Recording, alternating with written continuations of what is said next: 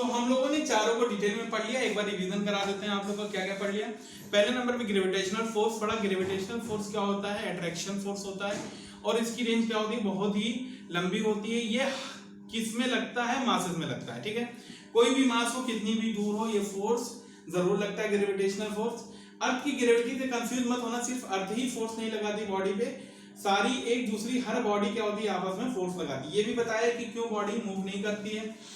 और फिर हम लोगों ने आगे बढ़ा वीक न्यूक्लियर फोर्स के बारे में, जो कि कहां पे काम आता है? सिर्फ रेडिएशन के टाइम आता है। इसकी रेंज क्या होती है? बहुत ही लो होती है। आगे हम लोगों ने पढ़ा इलेक्ट्रोमैग्नेटिक फोर्स, जो कि किसके बीच में होता है? चार्ज पार्टिकल के बीच में होता है। ये अट्रैक्शन भी होता है, इसके अंदर रिपल्शन भी होता है।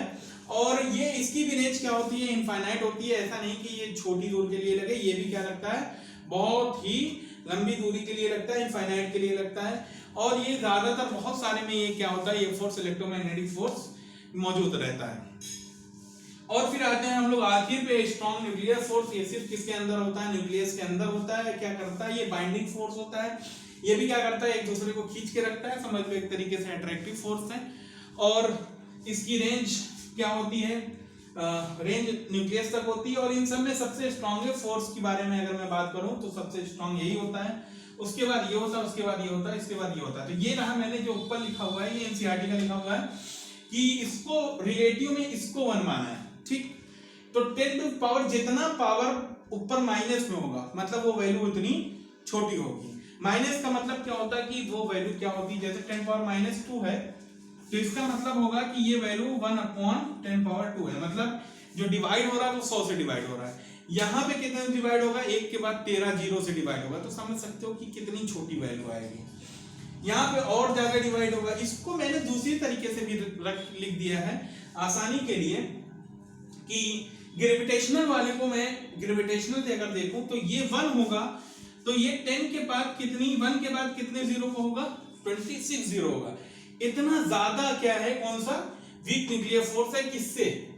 ग्रेविटेशनल फोर्स से। उसके बाद ये है, ये क्या है? 37 और ज्यादा है ग्रेविटेशनल फोर्स से, और ये 39, ये तो स्ट्रॉन्गेस्ट है। तो अगर कोई पूछता है कि क्यों नहीं ग्रेविटेशनल फोर्स ही बड़ी बड़ी बॉडीज क्या है, क्यों नहीं ये वाले स्ट्रॉन्ग न्यूक्लियर फोर्स लग जाते हैं? ये तो खैर लगेगा ही नहीं, क्योंकि न्यूक्लियस के अंदर होता है। चार्ज वाले क्यों नहीं लग जाते बड़ी बड़ी बॉडी में? तो बड़ी बड़ी बॉडी में सिर्फ क्यों हम लोग हैवी बॉडी में सिर्फ ग्रेविटेशनल क्यों पढ़ते हैं? तो उसका एक सिंपल सा रीजन है कि ज्यादातर मोस्टली जो हैवी पार्टिकल होते हैं या हैवी मास होता है वो ज्यादातर न्यूट्रल होता है, ठीक। ये दोनों तो कहां पे आएंगे? ये दोनों तो लग ही नहीं सकते, क्योंकि ये न्यूक्लियर के अंदर आता है। सिर्फ ये और ये, मतलब कौन कौन से? इलेक्ट्रोमैग्नेटिक फोर्स और ग्रेविटेशनल फोर्स लगता है। तो इलेक्ट्रोमैग्नेटिक इसलिए नहीं लगता है कि जो हायर बॉडीज होती है वो क्या होती है? अनचार्ज होती है। That's all. तो ये रहा कंपैरिजन।